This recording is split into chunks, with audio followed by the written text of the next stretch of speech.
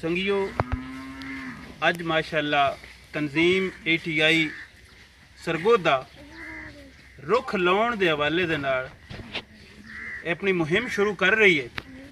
तो मैंने ना आख्या कि जनाब तुसां मेहरबानी करनी है, पहला रुख तुसां लाउणा है।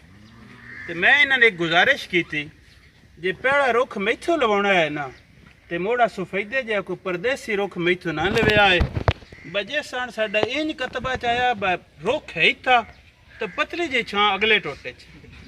जे मैथों लवाउणा है ना तो बस मेरे तो बोड़ी का रुख लवाउणा है, क्योंकि बोड़ी का रुख साडे वसेब दा हुक्का, साडे वसेब दा ढोल, ये ओ शैन जिन्ना साडे वसेब नूं आपस में जोड़ के रखे। बोर्ड पूरा पूरा लोग अपने हेठ कुंज के बंदी गई। हुक्का राह लगदे मुसाफरन अपना बेली तो संगी बना लेंदा, वो जट पा लेंदा। ढोल जिथा पिया वगदा होया बंदियां दा एक सुनेहा हुंदा। मैं दस अगले जमाने दी मिस कॉल आई ढोल।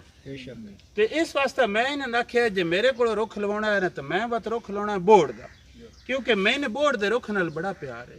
जिथा कहीं मैं वड्डा बोर्ड दा रुख वेदस ना मैं उहदे नाल गल्लां करदस। वो रुख मैंने बड़ियां पुरानियां गल्लां सुणांदा है। वो किसा दौर दे अपने थल्ले अपने दाज लई अपने सुहाग दे खाबां च सूत कतदियां तरंजण दियां कुड़ियां दियां गल्लां सुणांदा। उन्हां दे रक्षे दी गूक सुनाई देंदी है। ये रुख जिहड़ा है ये साडे वसेब दा बचपना, साडे वसेब दी जवानी वेले दियां गल्लां सुणांदा है।